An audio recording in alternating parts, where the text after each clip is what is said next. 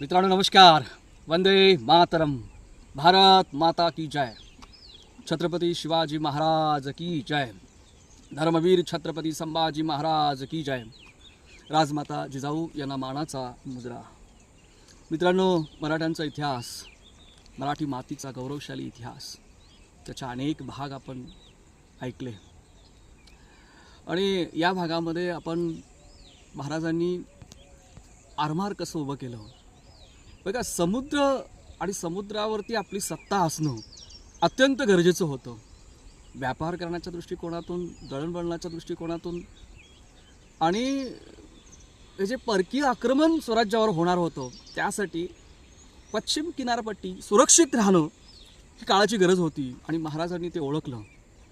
जर स्वराज्य बळकट करायचं असेल, मजबूत करायचं असेल तर सह्याद्री, मावळे आणि समुद्र ह्या तीन गोष्टी अत्यंत महत्त्वाच्या आहेत.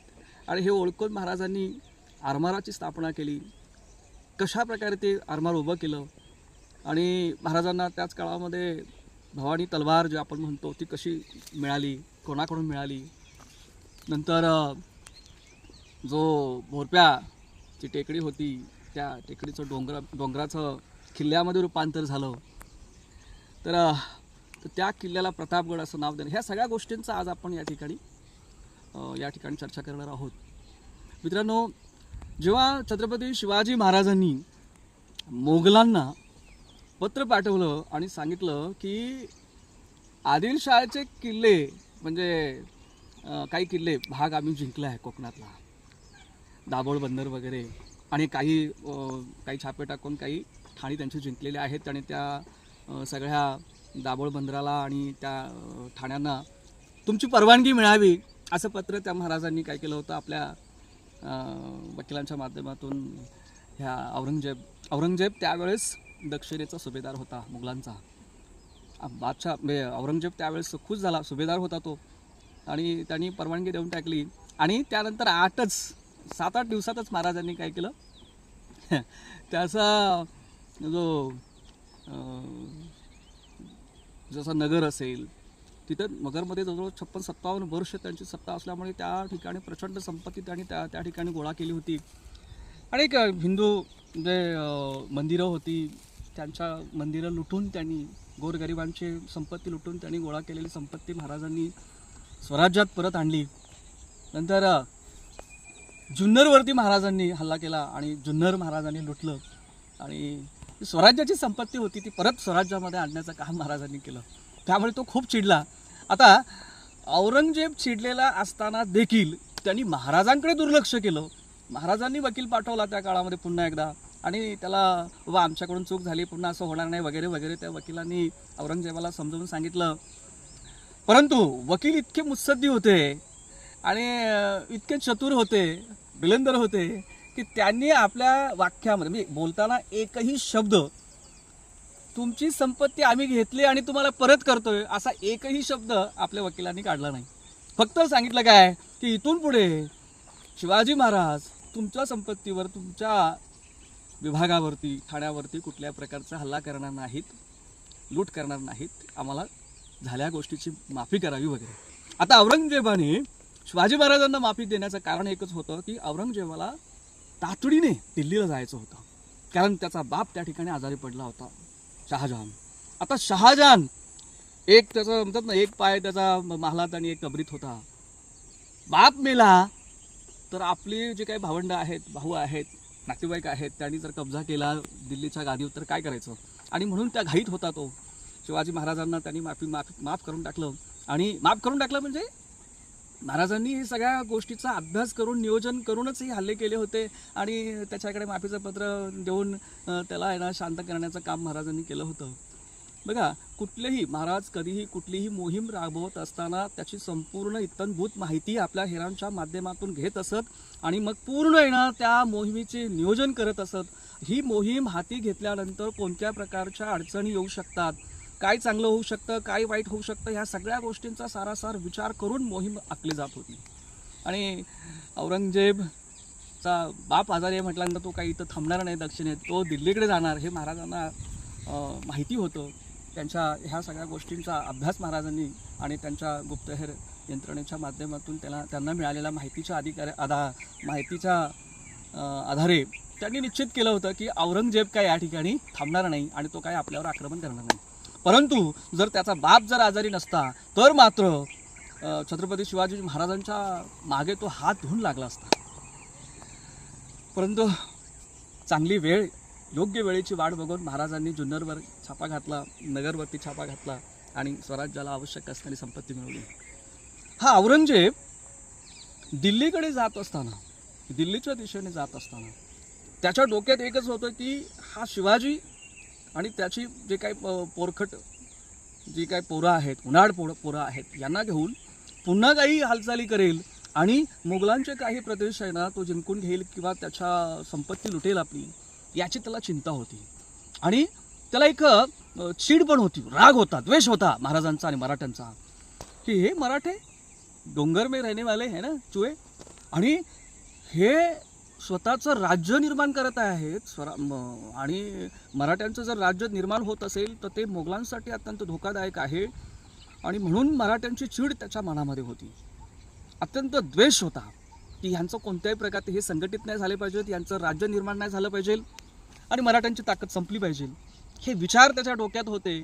मग जाता जाता शिवाजी महाराजांवरती अंकुश कसा ठेवायचा, तर यासाठी त्याने काय केलं, आदिलशहाला पत्र पाठवलं आणि आदिलशहाला पत्र पाठवून सांगितलं की शिवाजीने तुमचे अनेक किल्ले जिंकलेले आहेत, प्रदेश जिंकलेला आहेत, अनेक ठाणी जिंकलेली आहेत, तुमच्या संपत्तीची लूट केलेली आहे, त्या शिवाजीवरती अंकुश घाला, त्याच्याशी युद्ध करा आणि तो तुमच्या ताब्यात आल्यानंतर तुम्हाला जर त्याला तुमच्या नोकरीत ठेवायचं असेल तर महाराष्ट्रात न ठेवता, महाराष्ट्राच्या ह्या डोंगरपट्ट्यात न ठेवता त्याला दूर कुठेतरी कर्नाटकामध्ये टाकून द्या, तिथे नोकरीला ठेवा आणि या शिवाजीचा कोणत्याही परिस्थितीमध्ये बंदोबस्त करा, आम्ही तुमच्यासोबत आहोत, तुमचं साम्राज्य वाढीसाठी आम्ही तुम्हाला मदत करू वगैरे, असं पत्र औरंगजेबाने दिल्लीकडे जाताना या आदिलशहाला पाठवलं.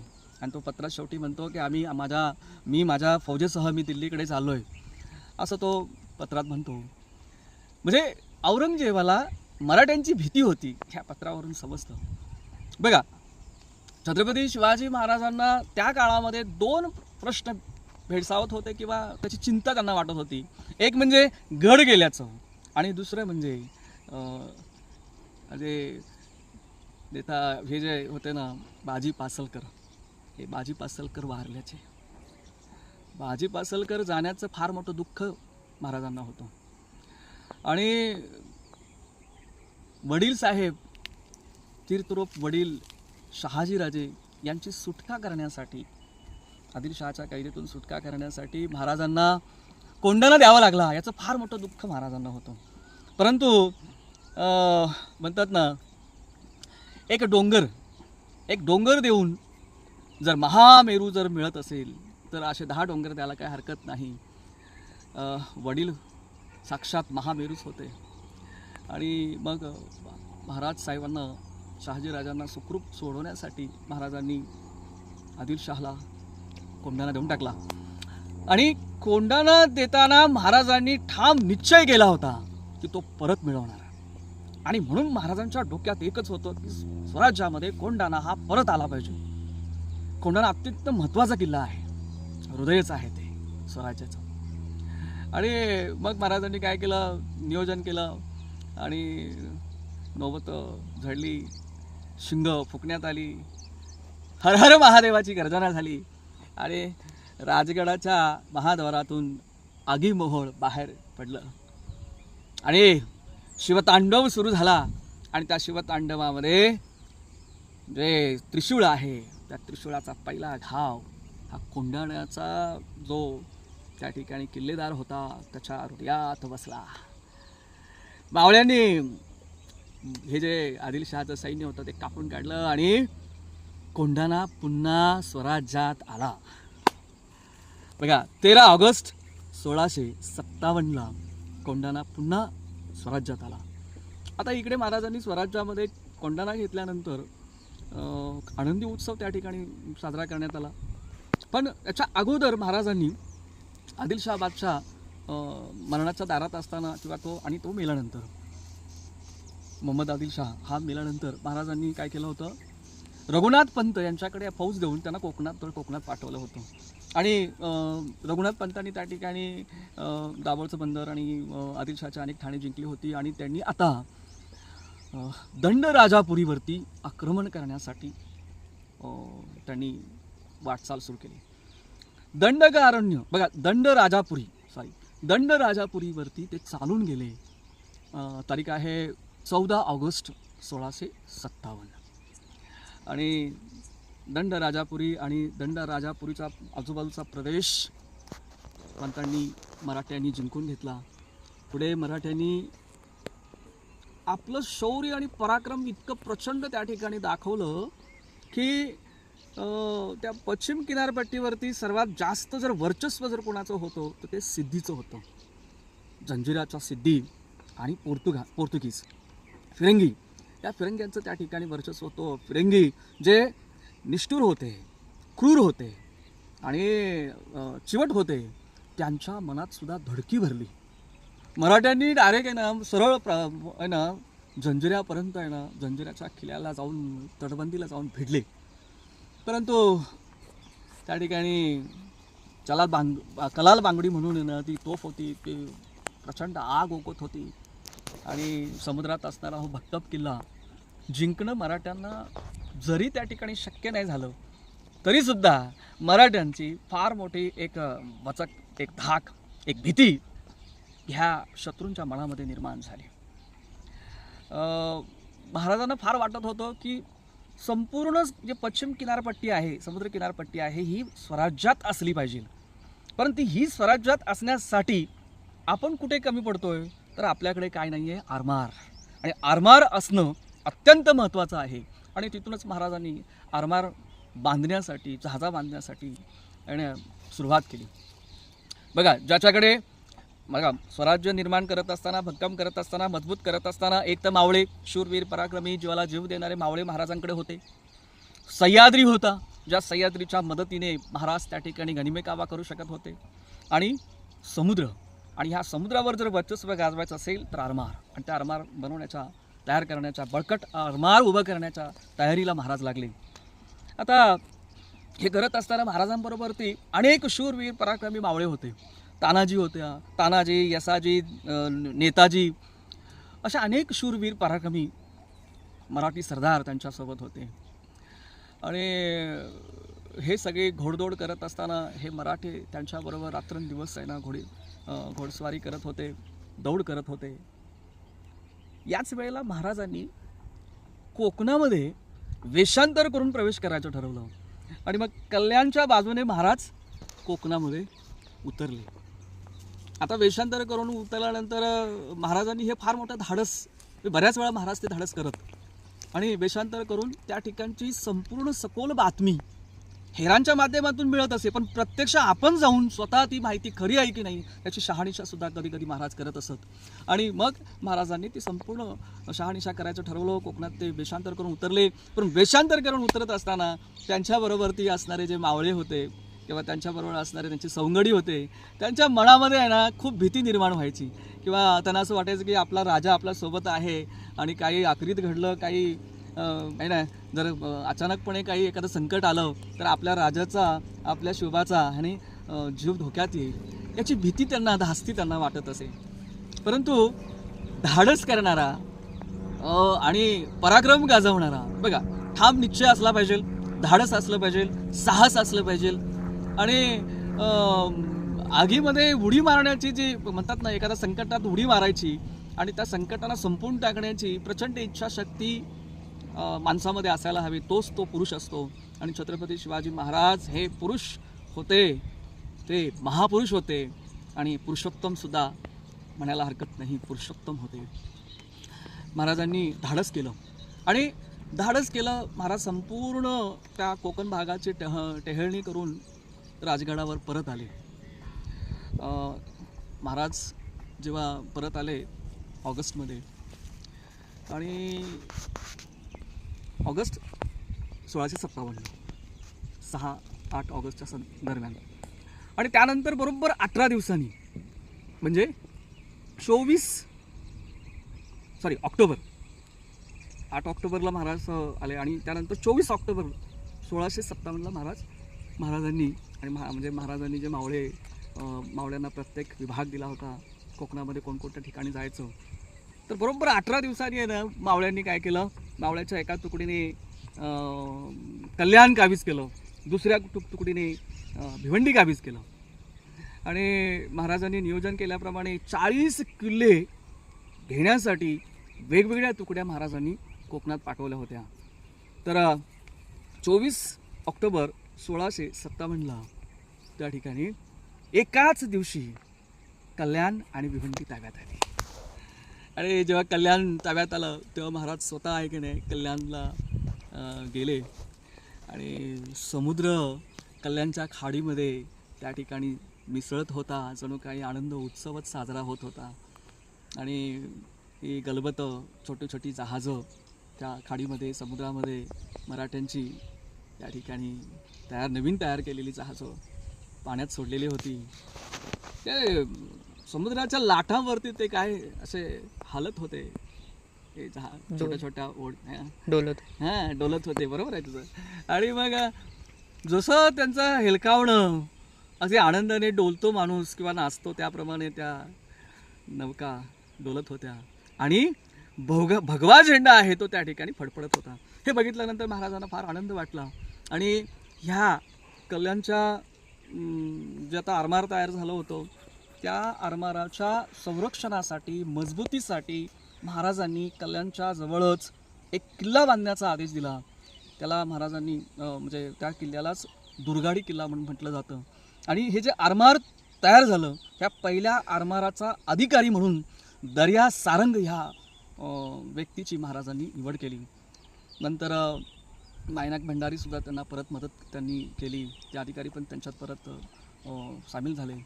तर अनेक मराठ्यांनी तज्ज्ञ खलाशांनी म्हणजे सागराची संपूर्ण माहिती असणाऱ्या अधिकाऱ्यांनी महाराजांचा आरमार आहे ते मजबूत केलं आणि महाराजांचं पूर्ण लक्ष आरमार मजबूतीकडे होतं. महाराजांनी आरमाराची निर्मिती झाल्यानंतर त्याचा अधिकारी नेमल्यानंतर त्याची संपूर्ण व्यवस्था केल्यानंतर महाराज लगेच आहे ना माहुलीच्या दिशेने निघाले. हा माहुलीचा किल्ला आहे ना हा महाराजांसाठी अत्यंत जिव्हाळ्याचा विषय होता, कारण त्या माहुलीचा किल्ला आसनगावजवळ तो किल्ला आहे.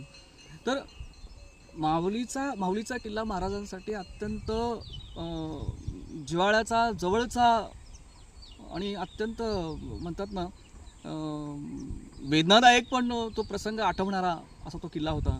कारण त्या किल्ल्यावरती म्हणजे महाराज जेव्हा 6 वर्षाचे होते आणि शहाजी राजांनी निजामशाही स्वतःच्या हातात घेतली. निजामशाही म्हणण्यापेक्षा मराठेशाहीच त्यांनी 3-3.5 वर्ष मुघलांशी झुंज देत महाराजांनी मराठेशाही 3.5 वर्ष चालवली आणि शेवट मात्र नाईलाज झाला आणि माहुलीच्या किल्ल्याला मोगलांनी वेढा दिल्यानंतर शहाजी राजांना तो किल्ला त्या ठिकाणी देऊन त्या ठिकाणी तलवार खाली ठेवावी लागली. त्यावेळेस आऊसाहेब जिजाऊ, राजमाता जिजाऊ, शहाजीराजे आणि शिवाजी महाराज त्यावेळेस 6 वर्षाचे होते. अत्यंत जड अंतःकरणाने महाराज तो किल्ला उतरले खाली आणि मुघलांच्या ताब्यात देऊन टाकला. तो किल्ला परत घेण्याची ही वेळ होती आणि म्हणून महाराजांना त्या सगळ्या जुन्या गोष्टी आठवत होत्या. हा माहुलीचा किल्ला महाराजांनी ताब्यात घेतला. 8 जानेवारी 1658ला महाराजांनी हा किल्ला ताब्यात घेतला आणि 14 जानेवारी 1658ला महाराज पुन्हा राजगडावर आले. राजगडावर बघा महाराज कधीही आहे ना शांत आणि गप्प बसून म्हणतात ना, आता राजे होते ते, त्यांच्याकडे धनसंपत्ती वगैरे आता भरपूर होती, त्यांना खूप आनंदाने आणि मौज मजा करता आली असती, पण नाही, स्वराज्य निर्माण करायचं आहे.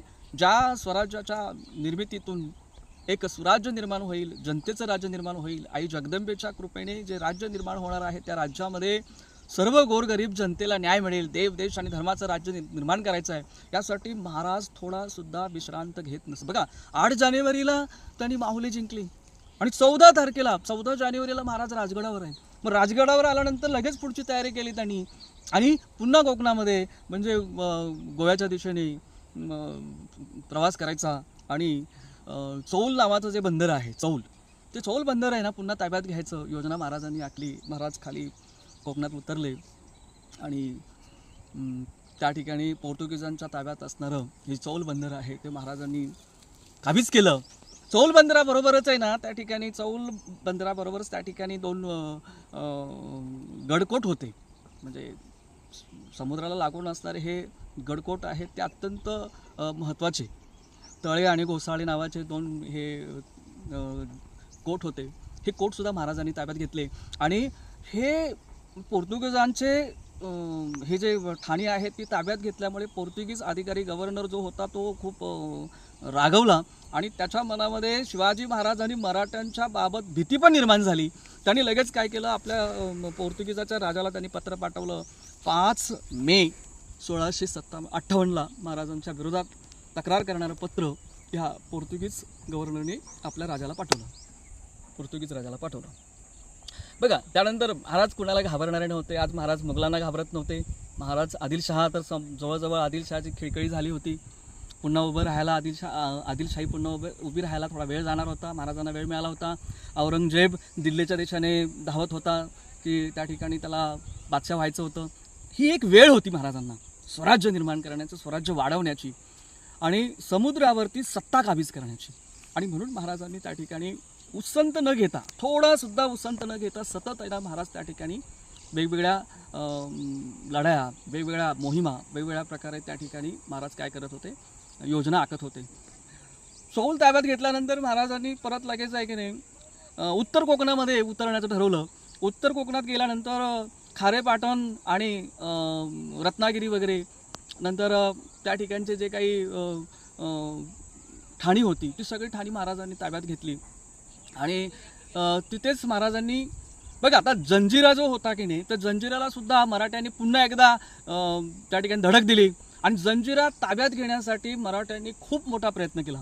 पण जंजिरा ताब्यात येत नाही कारण तो जंजिरा किल्ला इतका मजबूत होता, दणकट म्हणतात त्याची तटबंदी इतकी मजबूत होती, त्याच्यावर असणाऱ्या तोफा आग ओकत होत्या आणि समुद्रात असणारा हा किल्ला मराठ्यांना जिंकणं अवघड जातंय, आपल्या ताब्यात हा किल्ला येत नाही. त्यावेळेस याच्यावर अंकुश ठेवण्यासाठी ह्या जंजिऱ्याचा जो सिद्धी आहे याच्यावरती धाक, याच्यावरती एक जरब बसवण्यासाठी महाराजांनी त्याच्याजवळच दक्षिणेला कोकणाच्या दक्षिण भागामध्ये एक तिथे जलकोट बांधण्याचं ठरवलं आणि त्या ठिकाणी कामाला सुरुवात झाली. त्यानंतर महाराज दक्षिण कोकणात जेव्हा उतरले तेव्हा पहिले महाराज त्या जलदुर्गावर गेले.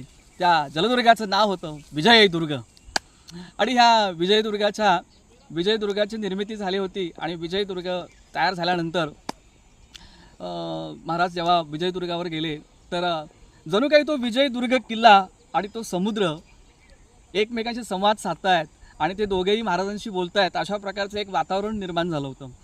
आता समुद्राच्या लाटा ह्या विजयदुर्गाला येऊन धडकत होत्या आणि जणू काही शिवाजी महाराजांना सांगत होत्या, राजा तू ह्या सागराचा काय आहेत राजा आहेस आणि खूप मोठं आहे ना, तू या ठिकाणी काय कर, स्वतःचा आरमार तयार कर आणि स्वतःचा आरमार तयार करून या ठिकाणी हे जे सिद्धी आहे किंवा जे परदेशी आक्रमक आहेत या ठिकाणी पोर्तुगीज आहेत, फिरंगी आहेत, यांच्यावर अंकुश बसव आणि बदमाशगिरी करणाऱ्या ह्या चाचेगिरी करणाऱ्या ह्या चोरांना, ह्या अत्याचारी करणाऱ्या क्रूर लोकांना तोफेच्या तोंडाला दे आणि त्यांचे चितडे उडाले की ते गिळायला आम्ही तयार आहोत, तू महान राजा हो. म्हणजे अशा प्रकारचा तो जणू काही तो समुद्र महाराजांशी संवाद साधतोय अशा प्रकारचं ते वातावरण त्या ठिकाणी झालं होतं. आणि आता महाराजांकडे विजयदुर्ग होता, सुवर्णदुर्ग होता आणि महाराजांकडे कल्याणी होतं आणि अशा प्रकारे महाराजांचं आरमार त्या ठिकाणी आता काय झालं होतं, महाराजांचं आरमार मजबूत झालं होतं. आता बघा आता महाराजांनी जेव्हा हे सगळं आरमार मजबूत करत असताना आणि सिद्धी आणि पोर्तुगीज आहेत यांच्यावर बचक आणि आपली धाक ठेवत असतानाच स्वराज्य वाढीसाठी आणखीन काही प्रयत्न करता येईल याच्यावर पण महाराजांचं लक्ष होतं.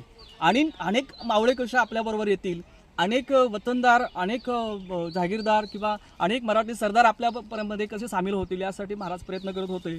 आणि त्या प्रयत्नाचाच एक भाग होता म्हणजे सावंतवाडीचे सावंत. बघा कुडाळ सावंतवाडी येथे स्वतंत्र जहागिरी असणारे हे जे सावंत भोसले होते ते सावंत भोसले खरं म्हणजे छत्रपती शिवाजी महाराजांचेच ते भाऊबंद होते. आणि भाऊबंद जरी असले तर ते स्वतःला आदिलशहाचे चाकर नोकर मानत, सरदार मानत. आणि त्यामुळे ते स्वराज्यात सामील नव्हते, ते स्वतंत्र होते. परंतु त्यांच्या ताब्यात असणारा म्हणजे राजापुरापासून वेंगुर्ल्यापर्यंतचा जो प्रदेश होता, त्या प्रदेशावरती आदिलशहाचा ठाणेदार रुस्तम जमाल, ह्या रुस्तम जमालची त्या ठिकाणी काय होती, सत्ता होती. म्हणजे तो जो भाग होता राजापुरापासून वेंगुर्ल्यापर्यंतचा भाग हा रुस्तमच्या ताब्यात होता. तो जहागिरीचा भाग आला सावंत राजांचा. परंतु ती जहागिरीचा जो भाग आहे त्याच्यावरती आधिपत्य होतं मुघलांचं, आणि मुघलांचा ठाणेदार त्या ठिकाणी रुस्तम होता. तर लखम, सावंत आणि रुस्तम यांच्यात वाद होत होते. आणि मग हा वाद विकोपाला गेला. आणि मग एके दिवशी काय केलं, ह्या रुस्तमने फौज घेतली आणि फौज घेऊन तो सावंतांवरती तुटून पडला. तिथं युद्ध झालं, सावंतांना माघार घ्यावी लागली. आणि ह्या सतत चकमकी व्हायला लागल्या. आपली ताकद कमी पडते असं जेव्हा सावंतांच्या लक्षात आलं, तेव्हा त्यांनी आपला वकील पितांबर शेणवी पितांबर शेणवी नावाचा आपला वकील महाराजांकडे पाठवला राजगडावर. पितांबर शेणवी जेव्हा राजगडावर पोचला आणि राजांबरोबर चर्चा झाली, दोघांमध्ये तह झाला आणि तहात ठरलं की सावंत हे काय करतील, स्वराज्याचे मांडलिक होतील. आणि शिवाजी महाराजांचं आधिपत्य सावंतांनी स्वीकारलं.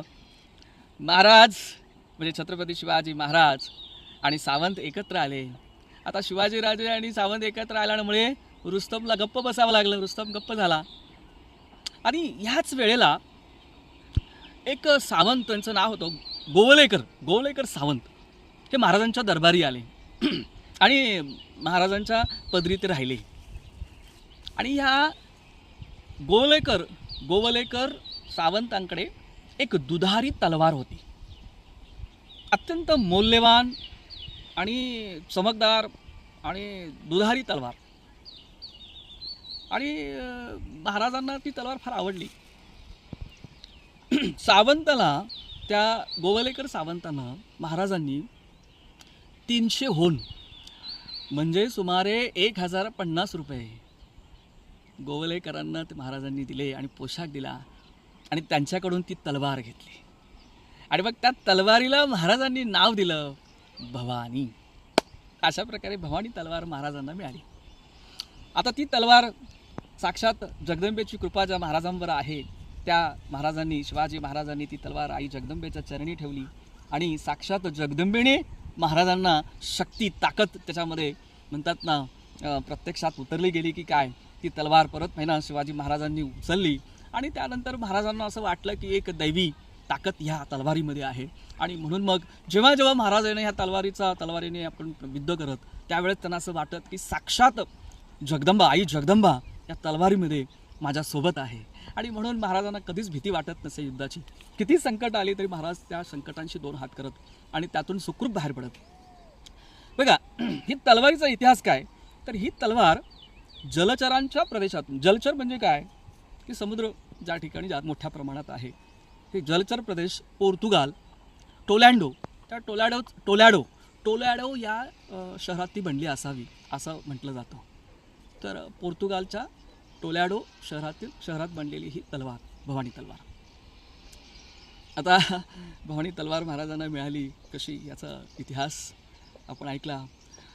शिवाजी महाराज त्यानंतर जो किल्ला बनवला होता की नाही, बघा, जेव्हा जावळी घेतली ताब्यात, भोरप्याचा डोंगर आहे ना, तेव्हा महाराजांनी काय सांगितलं होतं, मोरोपंत पिंगळ्यांना काय सांगितलं होतं, या भोरप्याच्या डोंगरावरती मुकुट सजवा, त्याला पागोटे घाला. ह्या मोरोपंत पिंगळ्यांनी हा किल्ला आहे ना इतका सुंदर बनवला होता की मजबूत त्याचे दरवाजे होते, तटबंदी मजबूत होती, त्याच्यामध्ये तलाव होते, राजवाडे होते, सदर होती. अत्यंत सुबक आणि सुंदर बांधकाम त्या किल्ल्याचं झालं होतं. महाराज स्वतः त्या किल्ल्यावर गेले आणि तो किल्ला महाराजांनी निहाळला. महाराजांना फार आवडला. राजमाता जिजाऊ जेव्हा त्या ठिकाणी गेल्या, त्यांनाही किल्ला फार आवडला. आता हा किल्ला होता कसा, बघा, हा जो प्रतापगड, महाराजांनी त्या गडाला प्रतापगड असं नाव दिलं. तिथे एक स्वयंभू शिवलिंग सापडलं. महाराजांनी तिथे भगवान शंकराचं मंदिरही स्थापन केलं.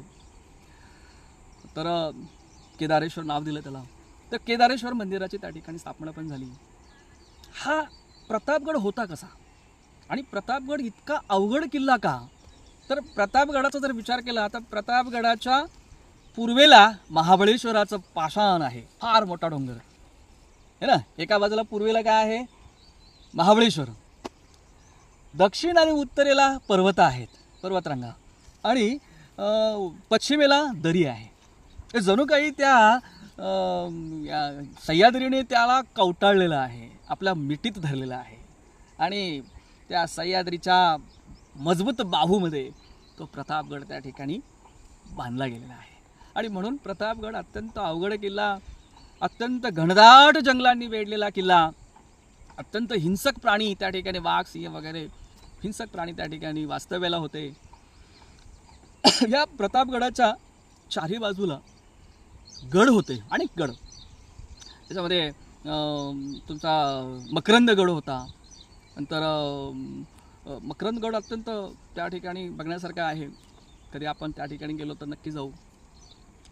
मंगळगड होता, चंद्रगड होता. ह्या गडांनी तो प्रतापगड वेढलेला होता, तो परिसर वेढलेला होता. तर अशा प्रकारचा हा प्रतापगड.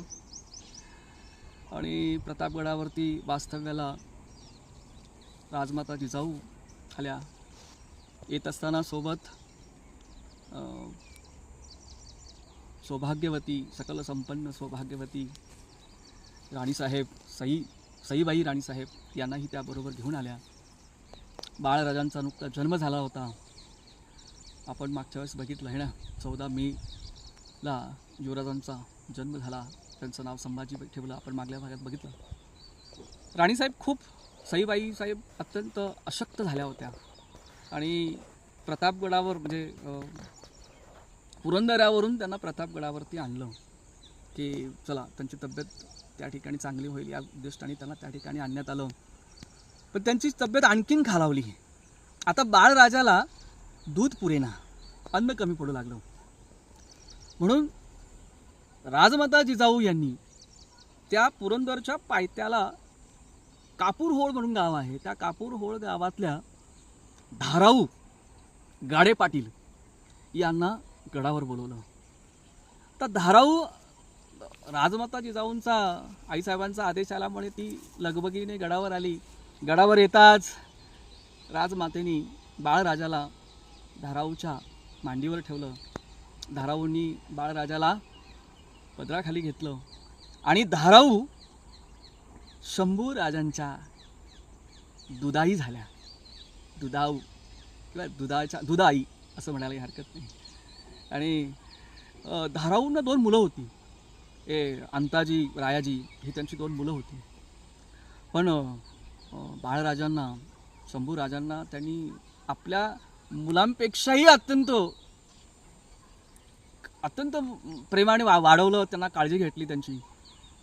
जिजाऊंनी त्यांना त्या ठिकाणी 26 होऊन त्या ठिकाणी वार्षिक आहे ना त्यांना वेतनही त्या ठिकाणी त्यांच्या खर्चासाठी, मदतीसाठी दिलं. तर अशा प्रकारे धाराऊ आईने धर्मवीर छत्रपती संभाजी महाराजांना त्या ठिकाणी घडवलं, त्यांना पालनपोषण त्यांचं केलं. आणि जिजाऊ मातांच्या प्रशिक्षणाखाली धर्मवीर छत्रपती संभाजी महाराज पुढे मोठे झाले. त्यांचा इतिहास आपण पुढे बघू. बघा, त्याच वेळेमध्ये हे जे रामदास स्वामी होते, त्यांनी आपल्या रामदास स्वामींनी त्या ठिकाणी चाफळला राममूर्तीची स्थापना केली होती. आणि रामजन्म आणि इतर धार्मिक कार्यसुद्धा ते करत होते. आणि म्हणून महाराजांनी त्यांना 200 होन वार्षिक, सालाना त्यांना काय केलं, वार्षिक भत्ता त्या ठिकाणी द्यायला सुरुवात केली होती. तर वर्षासन 200 होन म्हणजे एक 700 रुपये पकडा. 700 रुपये वर्षाला रामदास स्वामींना त्या ठिकाणी विविध जे राम उत्सव असेल, राम जन्म उत्सव असेल, विविध धार्मिक उत्सव करण्यासाठी त्यांना महाराजांनी मदत केली. ह्या काळामध्ये महाराजांनी आणखीन एक गोष्ट केली की स्वतःबरोबर असणारे जे सैनिक होते त्यांच्यामध्ये काही बदल केले. जसे मानकोजी दहा तोंडे. आता हे मानकोजी दहा तोंडे हे स्वराज्याचे काय होते सरनोबत होते, परंतु वयस्कर झाले होते. वयस्कर असून सुद्धा ते प्रचंड जिद्दीने त्या ठिकाणी लढत होते, शौर्य गाजवत होते. तरी म्हणजे वयस्कर झाल्यामुळे महाराजांनी काय ठरवलं की त्यांना आता सदैवर ठेवायचं आणि त्यांच्या मुत्सद्दीगिरीचा, त्यांच्या बुद्धिमत्तेचा वापर आपण त्या ठिकाणी सल्ला घेण्यासाठी करायचं. आणि म्हणून मग मानकोजी दहा तोंडे जे आहेत त्यांचं सदैवर त्यांची नेमणूक करण्यात आली आणि त्यांच्या जागेवरती तितक्याच पराक्रमाचा, धाडसी, शूर, वीर, पराक्रमी, बुद्धिवान व्यक्ती नेमण्यात आला. त्यांचं नाव होतं नेताजी पालकर. जे नेताजी पालकर या पुरंदऱ्याचे काय होते, ते किल्लेदार होते, ठाणेदार होते. किल्लेदार म्हणजे पुरंदऱ्याचा किल्लेदार स्वराज्याचा सरनौबत झाला. तर अशा नवीन त्या ठिकाणी महाराजांना सरसेनापती मिळाला. महाराजांनी नेताजी पालकरांवरती विश्वास टाकला आणि स्वराज्याचा सरनौबत म्हणून त्यांची नेमणूक केली.